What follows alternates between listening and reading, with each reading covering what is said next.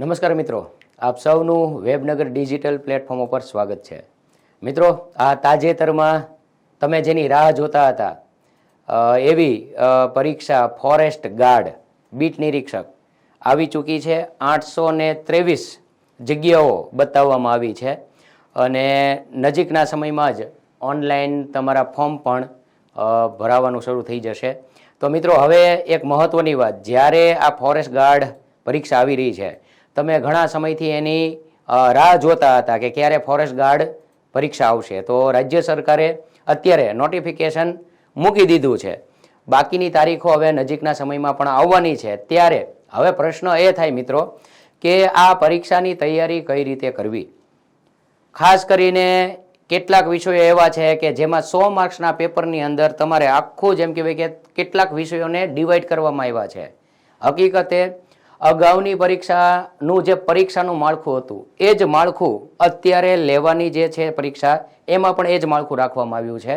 જેમાં ખાસ કરીને પહેલો વિભાગ જે છે, ખાસ કરીને પહેલા વિભાગની અંદર તમારે સામાન્ય જ્ઞાનના સવાલો છે, જેને એમ કહેવાય કે 25% વેઇટેજ, પછી 12.5% ગણિત રિઝનિંગના સવાલો, 12.5% એટલે 12.5% વહેંચવામાં આવ્યા છે ગુજરાતી ભાષા. મિત્રો જુઓ, ગણિત ગુજરાતી 12.5%ની અંદર, અને બાકીનું 50% જે વેઇટેજ છે મિત્રો, એ તમારું પર્યાવરણને લગતું છે, વન જંગલોને લગતું છે.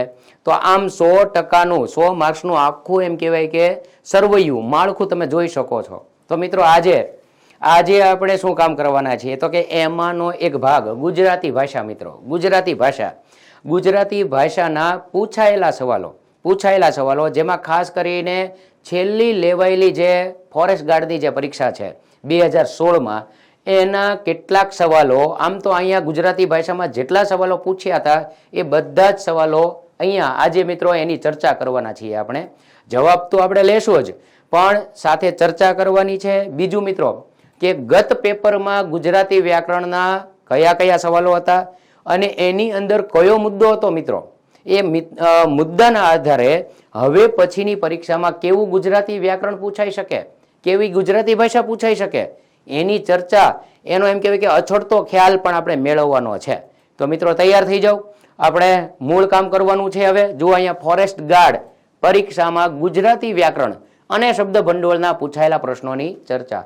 ગુજરાતી વ્યાકરણ અને શબ્દ ભંડોળ બંને જુઓ, તારીખ 9/10/2016 ના રોજ લેવાયેલ પરીક્ષામાં જે ગુજરાતી ભાષાના સવાલો હતા એ મુદ્દાની ચર્ચા કરવાની છે, એના જવાબો પણ લેશું અને કઈ રીતે આ મુદ્દાઓને તૈયાર કરી શકાય મિત્રો, એની પણ ટિપ્સ આપણે અહીંયા જોવાની છે. તો ચાલો આગળ જઈએ મિત્રો.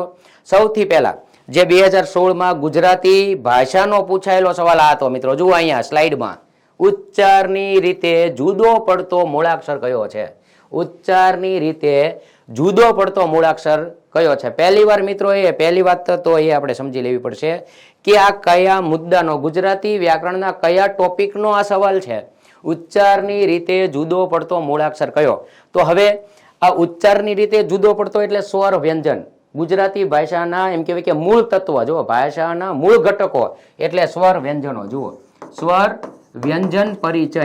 હવે સ્વર વ્યંજન પરિચય મિત્રો છે ને, મૂળ મુદ્દો છે, એક ટોપિક છે. આ ટોપિક કર્યો હોય તો ઉપરના 4 વિકલ્પોમાંથી એક વિકલ્પ તમે પસંદ કરી શકો. જેમ કે એ જુઓ, એમાં લખ્યો છે જ વ્યંજન, બીમાં ગ વ્યંજન, સીમાં છ વ્યંજન અને ડીમાં ચ વ્યંજન. હવે તમે કહેશો મિત્રો, તમને એવું થશે કે આ છે શું? હકીકતે વ્યંજનોના વર્ગો પડે છે, 5 વર્ગો છે. 5 વર્ગો, એમાંના 2 વર્ગો અહીંયા હાજર છે.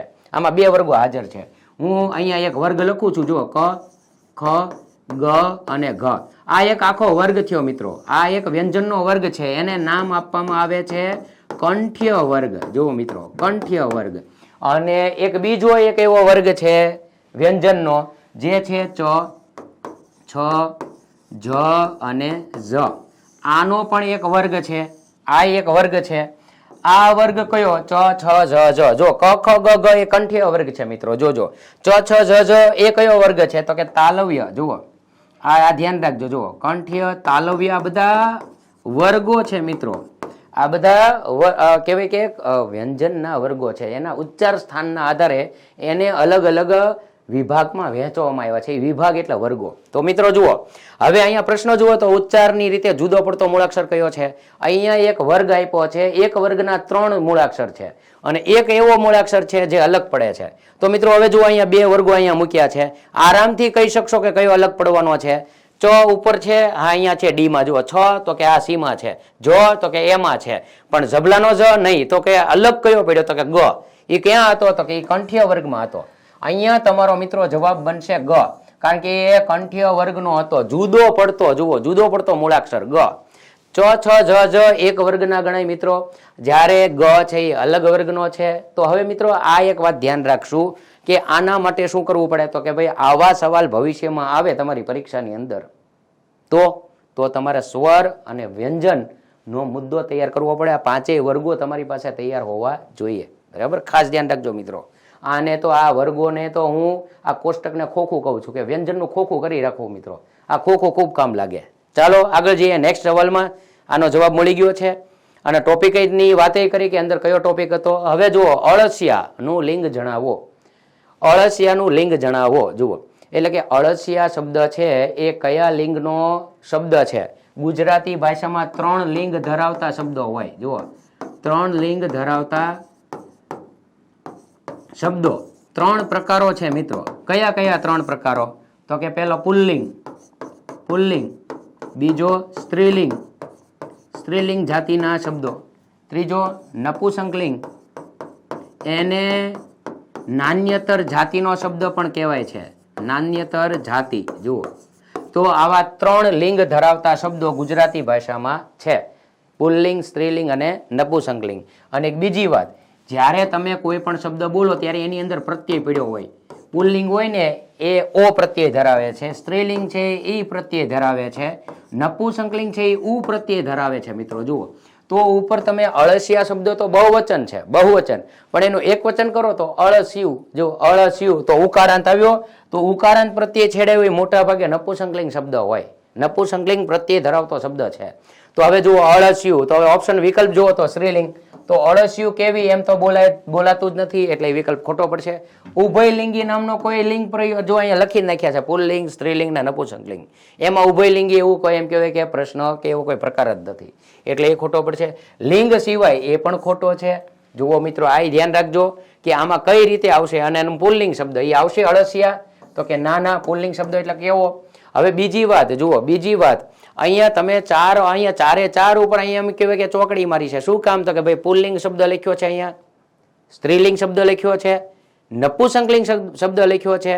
તો અહીંયા તમે જોશો અળસિયા શબ્દ છે એ હકીકતે અહીંયા જોશો કે અહીંયા આ પ્રત્યય લાગ્યો છે, આ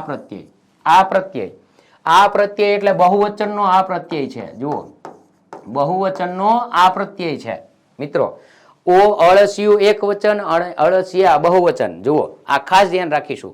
પણ અહીંયા ડી નહીં બને, અહીંયા નપુંસકલિંગ શબ્દનો જવાબ બનશે, પણ એના માટે શબ્દ એને વાપર્યો છે ઉભયલિંગી. એક બીજો શબ્દ મેં મૂક્યો છે, જુઓ, નાન્યતર જાતિ. નાન્યતર જાતિ પણ કહેવાય, નપુંસકલિંગ શબ્દ કહેવાય, પણ આ 2 માંથી અલગ જ શબ્દ મૂક્યો છે, ઉભયલિંગી. જુઓ, આય નહીં. તો એનો મતલબ એવો થયો કે અળસિયું એ ઉભયલિંગી કહી શકાય એવો શબ્દ છે. જુઓ, અળસિયાનું લિંગ જણાવો. જો ઉભયલિંગી શબ્દ.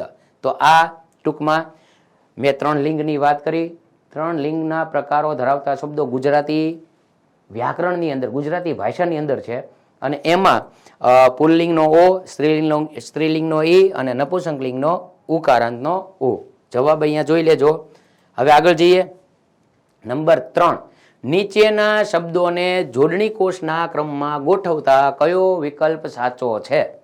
જોડણી કોષના ક્રમમાં મિત્રો જુઓ, જોડણી કોષના ક્રમમાં શબ્દોને ગોઠવવાના છે. તમારે શબ્દકોષ પ્રમાણે શબ્દોની ગોઠવણી કરવી એવો પ્રશ્ન પૂછાય છે. તો તમારા માટે આ મુદ્દો છે, જોડણી કોષના ક્રમમાં શબ્દોને ગોઠવવા. એક ટોપિક થયો, મુદ્દો થયો મિત્રો. જુઓ, તો હવે કયા શબ્દોને ગોઠવવાના છે? તો કે આ શબ્દોને ગોઠવવાના થાય છે કાદવ, કંચન, કંકુ, કમળ અને ક્રમ. બધા ક થી જ શરૂ થાય છે. જો કાદવ, કંચન, કંકુ, કમળ, ક્રમ.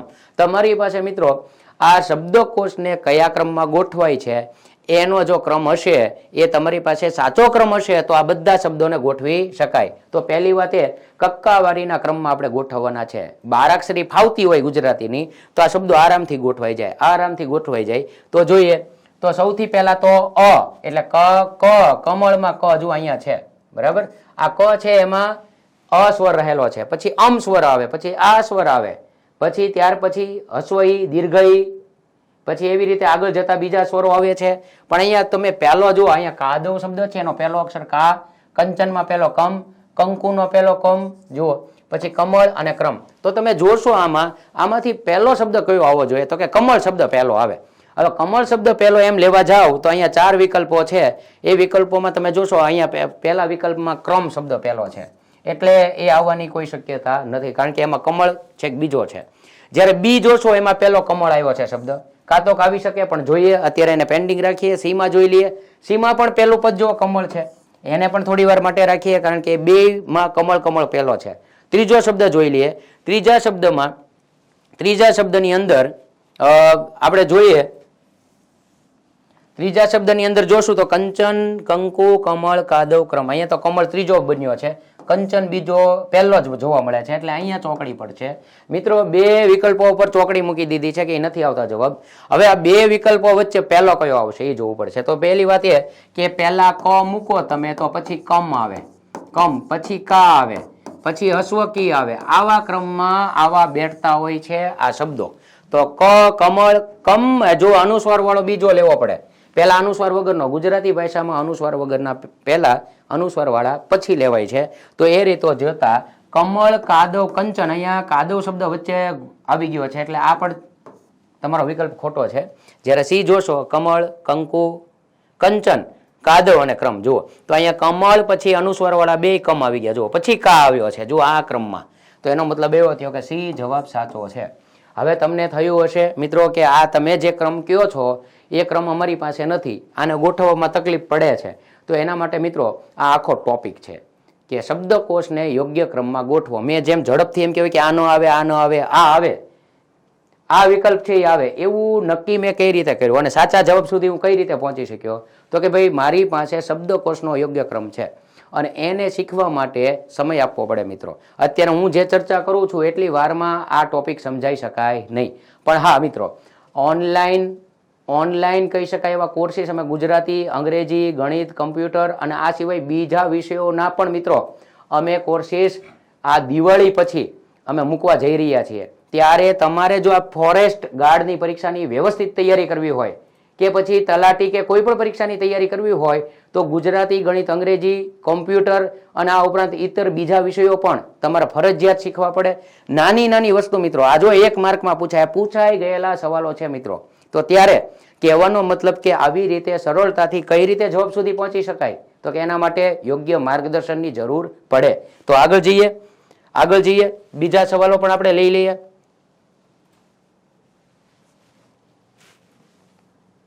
બીજા સવાલોમાં આગળ જઈએ હવે મિત્રો.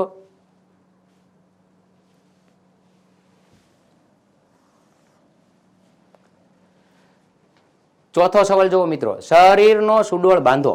શરીરનો સુડોળ બાંધો આ શબ્દ સમૂહ માટે એક શબ્દ આપો. જુઓ મિત્રો, આ શબ્દ સમૂહનો સવાલ છે. આ શબ્દ સમૂહનો સવાલ છે. મેં શરૂઆતમાં જ તમે જોયું હશે કીધું કે ભાઈ ગુજરાતી વ્યાકરણ અને ગુજરાતી શબ્દ ભંડોળ બંનેના સવાલ તમારી પરીક્ષાની અંદર હોય છે. તો આ શબ્દ સમૂહ છે એ મૂળ શબ્દ ભંડોળ કહી શકાય મિત્રો. આને વ્યાકરણ ન કહેવાય પણ વોકેબ શબ્દ ભંડોળ છે. આ તમારે શરીરનો સુડોળ બાંધો છે એના માટે કયો શબ્દ વાપરશો? તો કે એ કદ, બી કાંઠું, સી માપ કે ડી કદાવર. તો પહેલી વાત એ કદ છે એ એક એમ કહેવાય કે માપના અર્થમાં લેવાય છે, એટલે શરીરનો સુડોળ બાંધો એના માટે કદ શબ્દ નહીં આવે. બીજી વાત માપ શબ્દ, તો કે એ પણ નહીં આવે. કદાવર તો એ શબ્દ પણ નહીં આવે. કદાવર કોને કહેવાય? બહુ મોટું શરીર હોય, વિશાળ કાય, એને કદાવર શબ્દથી બાંધી શકાય કે લઈ શકાય. પણ અહીંયા તો એમ લખ્યું છે સુડોળ. જો સુડોળ, બરાબર, આમ કદરૂપું નહીં પણ આમ કહેવાય ને કે વ્યવસ્થિત બાંધાવાળું, એના માટે સુડોળ શબ્દ વાપર્યો છે. એટલે અહીંયા શબ્દ આવશે બી, જવાબ આવશે બી કાંઠું. જુઓ, કાંઠું જવાબ લેવાનો છે અહીંયા, કાંઠું. તો શરીરનો સુડોળ બાંધો એટલે કાંઠું શબ્દ. હવે પહેલી વાત એ કે તમને એવું થશે કે તમે કાંઠું ટીક કર્યું એ કઈ રીતે ટીક કર્યું? ખબર કેમ પડે કે આ જ શબ્દ આવે? તો કે ભાઈ શબ્દ ભંડોળ છે એ કોઈ શીખવાની બાબત નથી, એ વાંચનની બાબત છે મિત્રો. વાંચવાથી આવું બધું શબ્દ ભંડોળ તૈયાર કરી શકાય. તો આ ખાસ ધ્યાન રાખશું. શબ્દ ભંડોળ કઈ રીતે તૈયાર કરવાનું? તો કે ભાઈ શબ્દ ભંડોળ તૈયાર કરવા માટે, આ શબ્દ સમૂહ શીખવા માટે તમારે પહેલા પાઠ્યપુસ્તકોથી શરૂઆત કરવી પડે. પાઠ્યપુસ્તકોમાં રહેલા શબ્દો બધા લઈ લેવાના. આ શબ્દ પણ પાઠ્યપુસ્તકમાંથી લેવામાં આવ્યો છે મિત્રો. બરાબર, આગળ જઈએ. 5મો સવાલ, સિંહણની આંખમાં અજબ પરિવર્તન ઝડપથી આવી રહ્યું હતું. જુઓ, સિંહણની આંખમાં અજબ પરિવર્તન ઝડપથી આવી રહ્યું હતું. ક્રિયા વિશેષણ શોધો. આ ક્રિયા વિશેષણનો મિત્રો આ પ્રશ્ન છે. ક્રિયા વિશેષણના એક ટોપિક છે, એના પ્રકારો પણ છે. તો એમાંથી તમે કઈ રીતે કહી શકો કે અહીંયા આ જવાબ છે આંખમાં? જુઓ, એક ઓપ્શન એ આંખમાં, ઓપ્શન બી અજબ, ઓપ્શન સી ઝડપથી અને ઓપ્શન ડી પરિવર્તન. ક્રિયા વિશેષણ મિત્રો જુઓ, ક્રિયાના અર્થમાં વધારો કરે ને એ પદને ક્રિયા વિશેષણ કહેવાય. અહીંયા ક્રિયા કઈ છે? તો કે આવી રહ્યું. જુઓ, આવી રહ્યું હતું એ ક્રિયા છે. આવી રહ્યું તો કે કેવી રીતે આવી રહ્યું હતું? તો કે ઝડપથી. જો જવાબ મળ્યો ઝડપથી. તો અહીંયા તમારે ફક્ત એટલું જ જોવાનું છે કે ઝડપથી ક્યાં છે, અને એ આપણો જવાબ છે. ઝડપથી, જુઓ ઝડપથી છે એ આપણો જવાબ છે. તો ઝડપથી જવાબને આપણે આ ક્રિયા વિશેષણ ભણ્યા હોય ને તો આરામથી આ ઝડપથી સુધી પહોંચી શકીએ. જુઓ, સી ઓપ્શન, વિકલ્પ સી સાચો છે. આમાં ક્રિયા વિશેષણ તરીકે એ પદ હતું. જુઓ, તો કહેવાનો મતલબ આવા સવાલ માટે તમારે ક્રિયા વિશેષણનો મુદ્દો કરવો પડે આખો. આગળ જઈએ. 6થો સવાલ, સાચી જોડણી.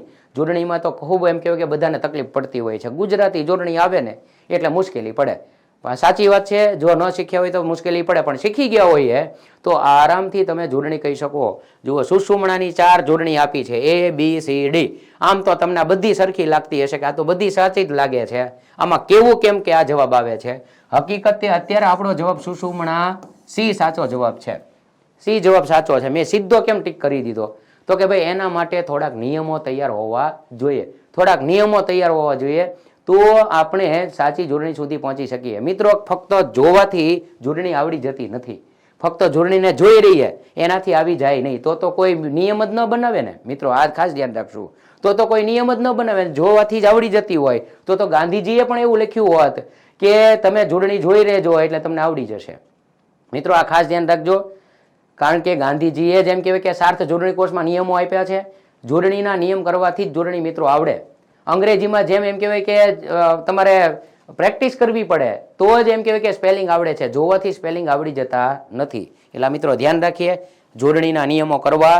અને એ જોડણીના સવાલમાં પણ જો હું સાચા જવાબ સુધી પહોંચ્યો તો એનું કારણ જોડણીના નિયમો. 7મો સવાલ, સુષ્મા શબ્દની નીચેનામાંથી સાચી સંધિ કઈ છે? મિત્રો, આ સંધિનો મુદ્દો છે. આ સવાલ છે. સંધિ મુદ્દો તૈયાર હોય તો આરામથી સુષ્મા શબ્દની કઈ સાચી સંધિ છે એ ખબર પડે. આમાં પણ સંધિના નિયમો છે, જોડવાના, છૂટા પાડવાના નિયમો. હકીકતે અહીંયા 4 વિકલ્પો છે, એમાં A C નહીં આવે, આ બી પણ નહીં આવે. સુ વત્તા સમા આ જવાબ સાચો છે, ડી વાળો. જુઓ, સુ વત્તા સમા બરાબર સુષ્મા. હવે તમે કહેશો કે અહીંયા સસલાનો સ છે પણ અહીંયા સંધિ જોડેલી છે, મને ફાડી સ છે. તો એનો નિયમ છે મિત્રો કે ક્યારે સસલાનો સ ફાડી સ થાય. ઘણી કેટલી એવી સંધિઓ છે કે જેમાં આ રીતે શબ્દ મૂકી શકીએ. આ શબ્દ જુઓ, મૂર્ધાભિષિક્ત. જુઓ, તો એમાં અભિષિક્ત શબ્દ છે ને એની સંધિ પણ આ નિયમના આધારે થઈ છે. જુઓ, અભિષિક્ત. એવી રીતે એક હજુ શબ્દ આપું કે જેમાં આ રીતે સંધિ તમને થતી જોવા મળે, જેમાં અભિષેક શબ્દ. જુઓ, અભિષેક. તો આમાં પણ આ બધી સંધિઓ નિયમ કામ કરે છે. સુષ્મા વાળો જ. સુષ્મા શબ્દમાં જે નિયમ લાગુ પડ્યો છે એ જ મૂર્ધાભિષિક્તમાં, અભિષિક્તમાં, અભિષેકમાં પણ આ નિયમ લાગુ પડ્યો છે.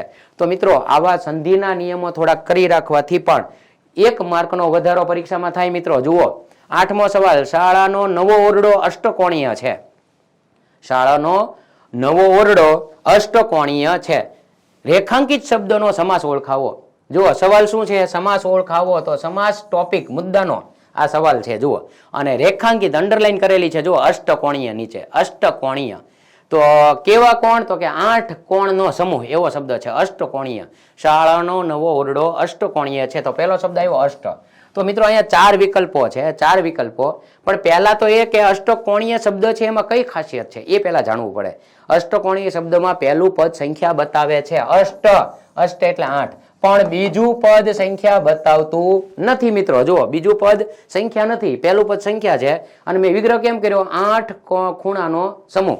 8 ખૂણાનો સમૂહ. મિત્રો, આ 4 વિકલ્પો આપ્યા છે ને, એ વિકલ્પમાંથી એક સમાસ એવો છે કે જેનું પહેલું પદ સંખ્યા હોય. પહેલું પદ સંખ્યા હોય અને એ જ્યારે વિગ્રહ પામે જ્યારે પદ, ત્યારે સમૂહનો ભાવ આવે છે. અને એવો એક જ સમાસ છે દ્વિગુ. દ્વિગુ. તો આ તમારો જવાબ છે દ્વિગુ. અને આવા જ અસંખ્ય એમ કહેવાય કે ઉદાહરણો તમારા પરીક્ષામાં આવી શકે. કયો આવે કઈ નક્કી હોતું નથી. તો આગળ જઈએ. પણ વાત એ છે, સમાસની દરેક સમાસની તમારી પાસે ડેફિનેશન તૈયાર હોવી જોઈએ, એની વ્યાખ્યા તૈયાર હોવી જોઈએ. ઉપપદ કોને કહેવાય, દ્વંદ્વ કોને કહેવાય, કર્મધારય સમાસ ક્યારે બને, તો એની બધી વિગતે તૈયારી કરવી પડે મિત્રો. બરાબર, ટોપિક તૈયાર રાખવાનો. ચાલો, 9મો સવાલ. ઝીણી ઝીણી ઝબૂકે છે વીજ જો. ઝીણી ઝીણી ઝબૂકે છે વીજ જો, પંક્તિમાં અલંકાર ઓળખાવો. આ કયા મુદ્દાનો સવાલ થયો? તો કે અલંકાર. ગુજરાતી વ્યાકરણમાં અલંકાર આવે. જુઓ, અલંકારની એક પંક્તિ છે, ઝીણી ઝીણી ઝબૂકે છે વીજ જો. તમે ઉપર જોશો ને તો ખ્યાલ આવશે મિત્રો. ઉપરની પંક્તિમાં પહેલા શબ્દનો, પહેલા પદનો પહેલો અક્ષર છે ઝી. ઝીણી ઝીણી. જો પછી પાછો જો ઝબલાનો જો કેટલી વખત આવ્યો છે? 3 વખત. 1, 2 ને 3. એક અલંકાર, આ 4માંથી એક અલંકાર મિત્રો એવો છે 4 વિકલ્પોમાંથી કે જેની એક ખાસિયત છે કે કોઈ પણ પદ હોય, શબ્દ હોય, એમાં શરૂઆતમાં જે વર્ણ હોય ને, વર્ણ એટલે અક્ષર, વર્ણ હોય ને, એ 3 કે 3 થી વધુ વખત, જો 3 કે તેથી વધુ વખત આવતો હોય, પુનરાવર્તિત પામતો હોય શબ્દની શરૂઆતમાં જ, તો એને વર્ણ સગાઈ અલંકાર કહેવાય છે. વર્ણ સગાઈનું બીજું નામ છે વર્ણાનુપ્રાસ. જુઓ, વર્ણાનુપ્રાસ અહીંયા આપ્યો છે, વર્ણ સગાઈ નથી આપ્યો. જુઓ, વર્ણાનુપ્રાસ. જુઓ, આ જવાબ છે મિત્રો. વર્ણાનુપ્રાસની આ છે આ પંક્તિ. અને મેં જે ખાસિયત કીધી ને યાદ રાખજો મિત્રો. વર્ણાનુપ્રાસ અલંકાર ક્યારે? તો કે પદની શરૂઆતમાં એકનો એક વર્ણ વારંવાર આવે. વારંવાર એટલે કેટલી વખત? તો કે ઓછામાં ઓછો 3 વખત આવવો જોઈએ, તો વર્ણ સગાઈ અલંકાર બને. અહીંયા આ પરીક્ષાની, ફોરેસ્ટ ગાર્ડની પરીક્ષા 2016માં આ પંક્તિ પૂછાય, એનો જવાબ આ હતો, વર્ણાનુપ્રાસ મિત્રો. આગળ જઈએ, નેક્સ્ટ 10મા સવાલમાં જઈએ. તદબીર. જુઓ, તદબીર શબ્દનો અર્થ શું થાય? તદબીર શબ્દનો અર્થ શું થાય? હવે પહેલી વાત તો એ કે આ કયા ટોપિકનો સવાલ છે? ગુજરાતી વ્યાકરણમાં આ ક્યાં આવે? હકીકતે આ ગુજરાતી વ્યાકરણ નહીં, પણ શબ્દ ભંડોળનો સવાલ છે. અને શબ્દ ભંડોળમાં અન્ય ભાષાનું શબ્દ ભંડોળ કરવાનું મિત્રો. અન્ય ભાષાનું શબ્દ ભંડોળ એટલે શું? તો કે ગુજરાતી ભાષા સિવાયને કેટલીક ભાષાના શબ્દ ગુજરાતી ભાષામાં આવે, જેમ કે અંગ્રેજીના, હિન્દીના, મરાઠીના, બંગાળી શબ્દ, પોર્ટુગીઝ શબ્દો, તુર્કી શબ્દો. જો આ બધા શબ્દો, જો કઈ કઈ ભાષા બોલું છું, અરબી, ફારસી, ઉર્દુ, આવી બધી ભાષાઓના શબ્દો ગુજરાતી ભાષામાં પડ્યા છે. આપણે રોજબરોજ બોલતા હોઈએ છીએ, પણ આપણને ખ્યાલ હોતો નથી કે આ શબ્દ કઈ ભાષાનો છે. જેમ કે તદબીર આપણા માટે નવીન શબ્દ લાગે, પણ આ ગુજરાતી ભાષામાં જ બોલાતો શબ્દ છે ને એનો અર્થ આપવાનો છે. તો હવે જુઓ મિત્રો, 2 વસ્તુ યાદ રાખવી પડશે. અહીંયા સમાનાર્થી પૂછ્યો છે અને કઈ ભાષાનો શબ્દ છે એ યાદ રાખવો. યુક્તિ. જો, યુક્તિ આનો અર્થ થાય છે. પહેલી વાત તો એ કે આ શબ્દ કઈ ભાષાનો છે અને એનો અર્થ શું થાય છે એ વાંચ્યું હશે તો જ અહીંયા સુધી પહોંચી શકશું. તદબીર એ યુક્તિ અર્થ આપે છે. અને ઉર્દુ શબ્દ છે મિત્રો, તદબીર એ ઉર્દુ ભાષાનો શબ્દ છે. ઉર્દુ ભાષાના અસંખ્ય શબ્દ આપણી ગુજરાતી ભાષામાં જોવા મળે છે. તો અર્થ મળ્યો તદબીરનો, યુક્તિ. વાંચવાથી, શબ્દ ભંડોળ વાંચવાથી તૈયાર થશે મિત્રો. આગળ જઈએ 11મા સવાલમાં. નિક્ષિતા મેડમે વિદ્યાર્થીઓને અંગ્રેજી શીખવ્યું. નિક્ષિતા મેડમે વિદ્યાર્થીઓને અંગ્રેજી શીખવ્યું. વાક્યમાં મુખ્ય કર્મ કયું છે? મુખ્ય કર્મ. હવે આ પ્રશ્ન શેનો છે? તો કે આ પ્રશ્ન છે કર્મપદનો. કર્મપદનો. કર્મપદ 2 પ્રકારના હોય, મુખ્ય કર્મ હોય અને ગૌણ કર્મ પણ હોય. જો, ગૌણ કર્મ. તો પહેલી વાત એ કે મુખ્ય કર્મ કોને કહેવાય ને ગૌણ કર્મ કોને કહેવાય? તો કે આખા વાક્યની અંદર વાક્ય ઉપર આધાર રાખનારું જે મૂળ પદ છે, આધાર રાખનારું મૂળ પદ છે એ મુખ્ય કર્મ છે. અને એનું ગૌણ, એના ટેકારૂપ આવેલો જેમ કહેવાય કે બીજું કર્મ છે, એને ગૌણ કર્મ કહેવાય. તો અહીંયા ગૌણ કર્મ નથી પૂછ્યું આપણને, મુખ્ય કર્મ પૂછ્યું છે. તો હવે એ નક્કી કેમ કરવું? તો કે અહીંયા પહેલી વાત તો એ, આ વાક્યની અંદર કર્મપદ ક્યાં છે? પહેલા તો એ જોવું પડશે ને કે કર્મપદ કોને કહેશું. તો કે આ નિક્ષિતા મેડમ છે ને એ આખું પદ છે ને, આખું પદ, આ આખું જે પદ છે ને એ કર્તા પદ છે. પહેલી વાત તો આને કર્તા તરીકે ઓળખાય. વિદ્યાર્થીઓને એ શું છે? તો કે કર્મ છે. શું શીખવ્યું? તો કે અંગ્રેજી શીખવ્યું. આ પણ એક કર્મ છે. તો અહીંયા 2 કર્મ હાજર છે. તમે મુખ્ય કર્મ ક્યારે કાઢી શકો વાક્યમાંથી? કે જ્યારે તમારા વાક્યમાં બે કર્મ હોય, તો એક ગૌણ કર્મ હોય અને એક છે એ મુખ્ય કર્મ હોય. શીખવ્યું છે એ શું છે? તો કે તો ક્રિયા છે. ક્રિયા છે. તો પહેલી વાત એ કે તમને દરેક પદો શું કહેવા માંગે છે અને એની ઓળખ તમને ખબર હોવી જોઈએ. જો ઓળખ કરી, જો આ ઓળખ કરી. હવે ચાલો વિકલ્પમાં જઈએ તો આરામથી ખબર પડી જશે. શીખવ્યું તો કે ભાઈ ક્રિયા છે, એ કર્મ બને જ નહીં, એટલે એ તો આવતો જ નથી. મેડમે તો મેં ત્યાં શું લખ્યું છે? જુઓ, કરતા, તો કે આ કરતા પદ છે, તો કે તો એ નો આવે. તમારી પાસે હવે સી અને ડી બે જ રહ્યા છે. તો હવે જુઓ, આ બંને કર્મ છે, પણ આમાંથી મુખ્ય અને ગૌણ કયું એ જોઈ લઈએ. જુઓ, તો અંગ્રેજી એમ કહેવાય કે નિક્ષિતા મેડમે કોના માટે અંગ્રેજી શીખવ્યું? વિદ્યાર્થીઓ માટે કે અંગ્રેજી માટે? બરાબર. તો જોજો, ખાસ ધ્યાન રાખજો, વિદ્યાર્થીઓને. કોને શીખવ્યું? વિદ્યાર્થીઓને. શું શીખવ્યું? તો કે અંગ્રેજી. તો કે અંગ્રેજી મૂળ નથી, આ વિદ્યાર્થીઓને શીખવ્યું ને એ મૂળ એમ કહેવાય કે કર્મ ગણી શકાય, મૂળ કર્મ. અને એનું ગૌણ કર્મ કયું આવ્યું? તો કે અંગ્રેજી. અહીંયા જવાબ તમારો બનશે મિત્રો વિદ્યાર્થીઓને, કારણ કે એના માટે આ કાર્ય થઈ રહ્યું છે. જુઓ, વાક્યમાં શીખવવાનું કાર્ય કોના માટે થાય છે? અંગ્રેજી માટે નહીં, વિદ્યાર્થીઓ માટે થાય છે. એટલે આ મુખ્ય કર્મ છે મિત્રો, આ મુખ્ય કર્મ છે અને વિદ્યાર્થીઓને ત્યાં આવશે. તો અહીંયા મુખ્ય કર્મ હું લખી શકું અને આ થયું ગૌણ કર્મ. ગૌણ કર્મ. જુઓ, આ ગૌણ કર્મ. મિત્રો આ ધ્યાન રાખીશું. અડધો અડધ તો મેં અહીંયા તમને સમજાવી દીધું છે. જુઓ, તો આવી રીતે કોઈ પણ ટોપિક હોય એની ચર્ચા અને એને વ્યવસ્થિત જુઓ જવાબ આપણે લેવા જોઈએ. 12મો સવાલ મિત્રો જુઓ, 12મા સવાલમાં જઈએ મિત્રો. જુઓ, ખાયા સો ખોયા, ખાયા સો ખોયા, ખીલાયા સો પાયા. ખાયા સો ખોયા, ખીલાયા સો પાયા, કહેવતનો અર્થ શું થાય? તો કે આ પ્રશ્ન કયા ટોપિકનો કહી શકાશે? તો કે કહેવતનો છે. કહેવતી શું છે? વ્યાકરણ કે શબ્દ ભંડોળ? તો કે ભાઈ શબ્દ ભંડોળ છે. શબ્દ ભંડોળનો આ સવાલ બન્યો. જુઓ, તો કહેવતોની તૈયારી વાંચીને તૈયાર કરી શકો મિત્રો, વાંચીને. આમાં કઈ બીજું શીખવાનું છે નહીં. પણ આ કહેવત છે ને, આ કહેવત પાઠ્યપુસ્તકોમાંથી લેવામાં આવી છે. ધોરણ 6 થી 8 ની અંદર આ કહેવાય ને કે આ કહેવત પડેલી છે. તો ત્યાંથી જો વાંચેલી હોય તો તમારા માટે આ કહેવું અઘરું નહીં પડે. જુઓ, પહેલો ઓપ્શન જુઓ તો ખાવું પીવું અને લહેરથી મોજ મજા કરવી. શું આવો અર્થ થાય? ના ના, આવો અર્થ તો ન થાય. એટલે આ ચોકડી પાડવા બરાબર છે. ખાવાને બદલે ધનનો સંગ્રહ કરવો, આમાં કોઈ જગ્યાએ ધનનો સંગ્રહ નથી.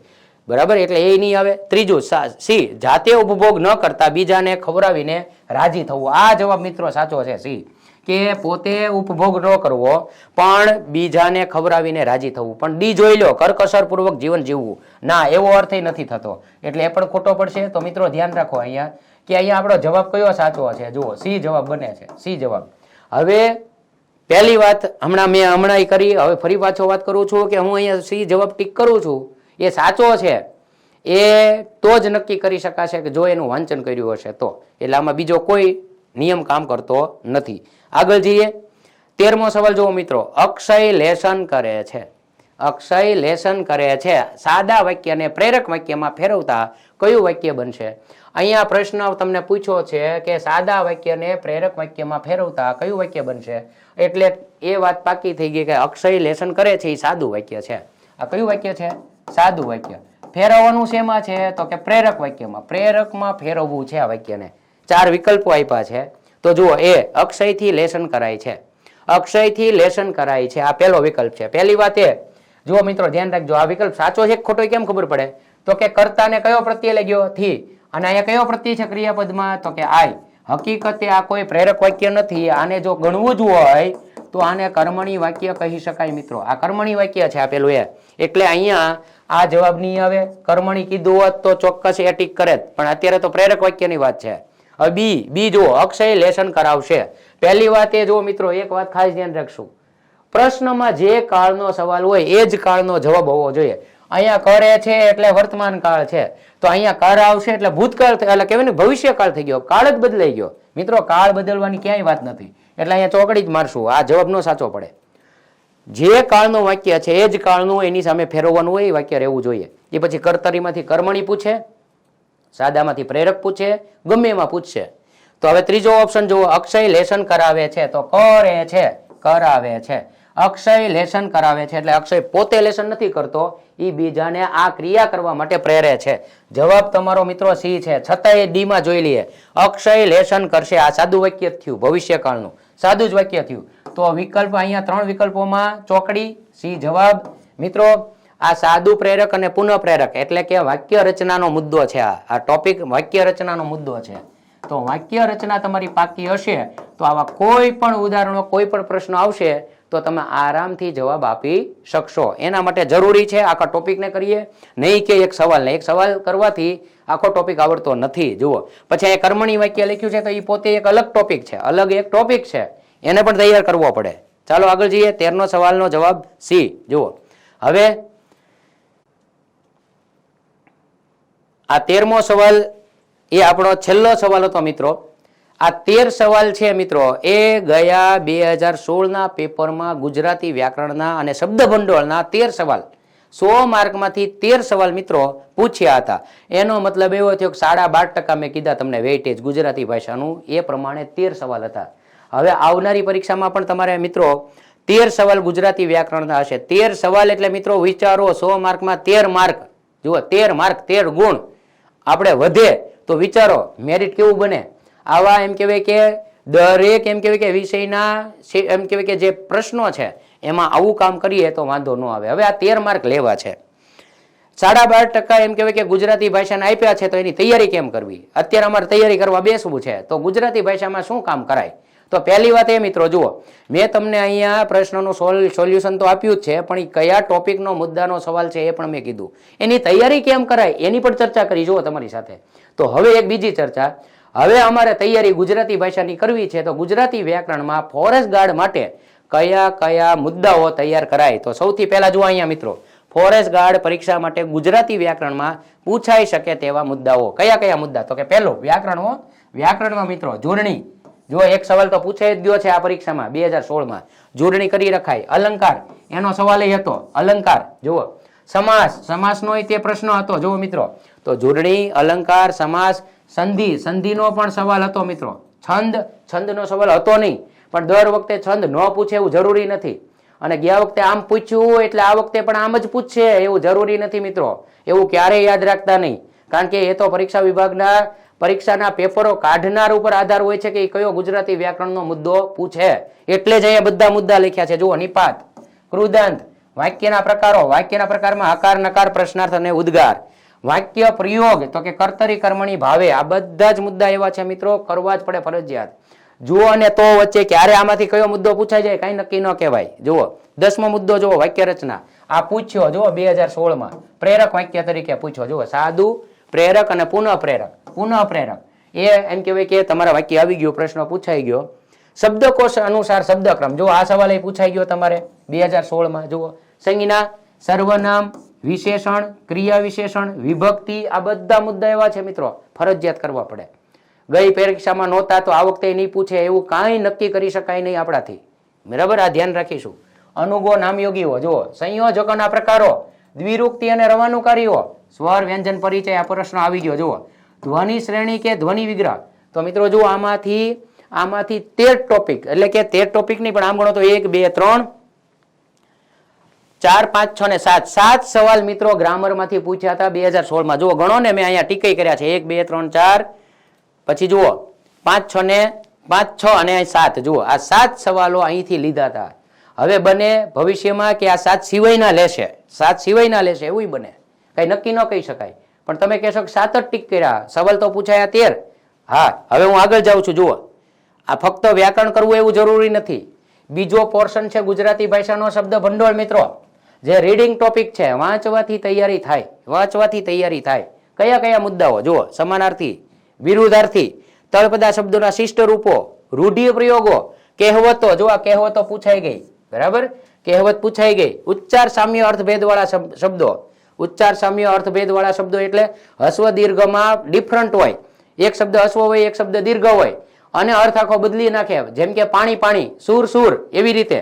તો એવા બધા શબ્દ ઉચ્ચાર સામ્ય અર્થભેદમાં આવે. શબ્દ સમૂહ, આ પૂછાઈ ગયો શબ્દ. જુઓ, અને શબ્દ ભંડોળનો પ્રશ્ન પૂછાઈ ગયો. જુઓ, અન્ય ભાષાનું શબ્દ ભંડોળ. આ એટલા 1, 2, 3, 4, 5, 6, 7 ને 8. આ 8 મુદ્દા મિત્રો એવા છે કે જે શબ્દ ભંડોળના મુદ્દાઓ છે. તો મિત્રો જુઓ, તૈયારી હવે શરૂ કરી દઈએ. 13 માર્ક તમારા હાથમાં છે. જુઓ, તૈયારી વ્યવસ્થિત કરીએ તો, બરાબર, વ્યવસ્થિત તૈયારી કરીએ તો.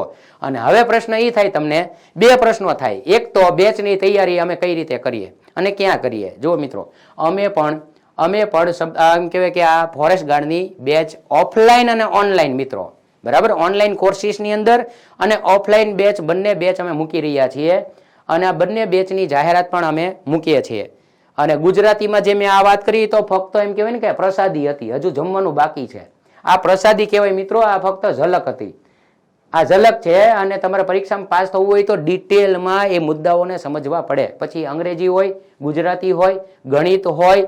તમારા ફોરેસ્ટ ગાર્ડમાં અંગ્રેજી નથી પણ બાકીના વિષયો બધા છે તો એની વ્યવસ્થિત તૈયારી કરવી પડે, બરાબર. ફોરેસ્ટ ગાર્ડની અંદર મિત્રો શિક્ષા પબ્લિકેશનના કહેવાય કે ગોહેલ સર, કે જેમને એમ કહેવાય કે ફોરેસ્ટ ગાર્ડની પુસ્તિકા તો ખૂબ ધૂમ મચાવી હતી અને એમાંથી મોટા ભાગના સવાલો પૂછાયા હતા. તો એ પોતે સંપાદક પોતે છે, પોતે લેખક છે અને પોતે એટલા ઊંડા ઉતરેલા છે ફોરેસ્ટ ગાર્ડની પરીક્ષાઓની અંદર. તો કહેવાનો અર્થ એ પણ અમારી સાથે જોડાયેલા છે ઓફલાઈન બેચની અંદર. તો મિત્રો તમે આ એક મહત્વની વાત. હવે તમને એમ થાય કે એ તો બરાબર છે, હવે તમારા વિષયની વાત કરો. ગુજરાતી ગ્રામરની તૈયારી માટે કયું પુસ્તક લઈ શકાય? તો કે મિત્રો ઘણા પુસ્તકો અત્યારે બજારમાં ઉપલબ્ધ છે કે જેમાં ગુજરાતી વ્યાકરણ અને ભાષા બંને તૈયાર કરી શકાય. પણ મારી પણ એક પુસ્તિકા છે ગુજરાતી વ્યાકરણ, જે તમને અમારો કોન્ટેક્ટ કરવાથી તમને મળી શકે. તો મિત્રો આવી તૈયારી કરવા માટે તમારે બેચની જરૂર અથવા તો પુસ્તકની જરૂર, અને બાકી રહી મિત્રો વાત તો લાઈવ થશું. અને આવી રીતે એમ કહેવાય કે યુટ્યુબમાં પણ આવા વિડીયો મૂકતા રહેશું જેથી કરીને તમે નાની નાની ઝલકો પણ મેળવતા રહો, બરાબર. તો આ એક ખાસ વાત. તો આપણે અહીંયા ટૂંકમાં ફોરેસ્ટ ગાર્ડની જે પરીક્ષાની વાત હતી એ પૂરી કરીએ. એક બીજી વાત મહત્વની, ભાવનગર અકાદમી પાસ થવાના શસ્ત્રો જુઓ, ઇંગ્લિશ, મેથ્સ અને ગુજરાતી. જુઓ 3 વિષયો મિત્રો, જુઓ 3 વિષયો, ઇંગ્લિશ, મેથ્સ અને ગુજરાતી. સ્પેશિયલ કોમ્બો બેચ મિત્રો, જે ટેટ ટાટ અને તલાટી બધી બેચ માટે ખૂબ ઉપયોગી આ 3 વિષયો. અને એની કોમ્બો બેચ અમે શરૂ કરવા જઈ રહ્યા છીએ 3/11/2022, એટલે કે દિવાળીના તહેવારો પછી આ બેચ શરૂ થવાની છે. અમે આગામી દિવસમાં શરૂ કરીએ છીએ 3/11/2022 અને બેચનો સમય છે 7:30 થી 9:30, એટલે કે સવારે 7:30 થી 9:30. ઓફલાઈન બેચ છે મિત્રો, ઓનલાઈન બેચ નથી, આ ઓફલાઈન બેચ છે. અને બીજી મહત્વની વાત, ખૂબ જ એમ કહેવાય કે મર્યાદિત આમાં રજીસ્ટ્રેશન થતા હોય છે. એટલે જો તમારે જોડાવવું હોય અને આ બેચ જોઈન કરવી હોય તો 81 60 88 51 51 નંબર છે, 93 16 85 47 47 મોબાઈલ નંબર ઉપર ફોન કરીને એક રજીસ્ટ્રેશન કરાવવું ફરજિયાત છે. કારણ કે એ વગર વર્ગમાં બેસવું, બરાબર, અમે ટૂંકમાં સંખ્યા વધુ હોવાના કારણે અમે બેસાડી શકતા નથી. એટલે આ એક વાત હતી. કોમ્બો બેચ દિવાળી પછી 3જી તારીખે શરૂ કરીએ છીએ. સવારની બેચ છે 7:30 વાગ્યાની. 3 વિષયોની તૈયારી મિત્રો, અગત્યના 3 વિષયો, ગણિત, અંગ્રેજી અને ગુજરાતી. જુઓ, બરાબર. તો આગળ વધીએ. એક બીજી વાત મહત્વની મિત્રો, એક ફ્રી ઓફલાઈન વર્કશોપ અમે કરવા જઈ રહ્યા છીએ. Free offline workshop. જુઓ, પૂછાયેલા તમામ પ્રશ્નોનું, જુઓ મિત્રો, આ જોજો, પૂછાયેલા તમામ પ્રશ્નોનું ઓનલાઈન ક્લાસ સોલ્યુશન. જુઓ, જેમાં ખાસ કરીને ફ્રી ઓફલાઈન વર્કશોપ છે. તારીખ કઈ? તો કે 5/11, 6/11 અને 7/11. જુઓ, 5મી તારીખ, 6ઠી તારીખ અને 7મી તારીખે વિષયવાર છે. 5મી તારીખે ગણિત, જેમાં ભોજાણી સર છે એ અગાઉના પ્રશ્નોનું સોલ્યુશન કરાવવાના છે. 6ઠી તારીખે ગુજરાતી, ચુડાસમા સર એટલે કે હું પોતે, એ ગુજરાતી વ્યાકરણના પૂછાયેલા જેમ આજે સોલ્યુશન કર્યું એવું જ વિગતે, એનાથી પણ વિશેષ. આમાં તો ઓનલાઈનમાં તો હજુ મર્યાદા હોય છે સમયની, પણ ઓફલાઈનમાં મર્યાદા હોતી નથી. જ્યારે 7/11 ઇંગ્લિશ, કંટારિયા સરને તમે ઓળખતા જશો. ઇંગ્લિશના એમ કહેવાય કે કિંગ કહી શકાય ઇંગ્લિશ ગ્રામરમાં.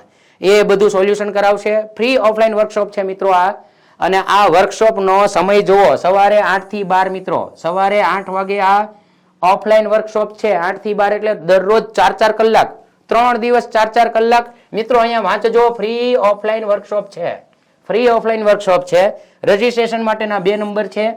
ખાસ રજીસ્ટ્રેશન વગર આમાં તો કોઈને એન્ટ્રી મળવાની નથી. 81 60 88 51 51, 93 16 85 47 47 મિત્રો. અત્યારે આમાં મોટા ભાગનું રજીસ્ટ્રેશન થઈ ચૂક્યું છે. દિવાળીની રાહ ન જોતા જો ફોન કરવાનો બાકી હોય અને જોડાઈ જવું હોય તો જોડાઈ જજો. એક કોલ કરીને પોતાનું નામ અને મોબાઈલ નંબર લખાવી નાખવો, જેથી કરીને પછી મુશ્કેલી ન થાય અને પછી એમ કહેવાય કે કોઈની ભલામણ કરવી પડે નહીં. તો મિત્રો આ વાત હતી. 2 મેં જાહેરાત કરી, એક કોમ્બો બેચ અને એક ફ્રી ઓફલાઈન વર્કશોપ. મિત્રો જુઓ, તો થેન્ક યુ. મને હવે આજના આ તમને લેક્ચરમાં મજા આવી હશે. વિડીયોમાં ફોરેસ્ટ ગાર્ડમાં ગુજરાતી વ્યાકરણ અને શબ્દો ભંડોળની એક સરસ મજાની વાત કરી. અહીંયા તમે જોશો એક ફિલ્મ, કન્નડ ફિલ્મ અત્યારે હમણાં રિલીઝ થયું છે, કાંતારા, અને એના આ ભાઈ છે ફોરેસ્ટ ગાર્ડ, એમાં જે એક રોલ છે ફોરેસ્ટ ઓફિસરનો, એટલે એમનો એક જો અહીંયા એક ચિત્ર મૂક્યું છે અને અહીંયા લખ્યું છે થેન્ક યુ.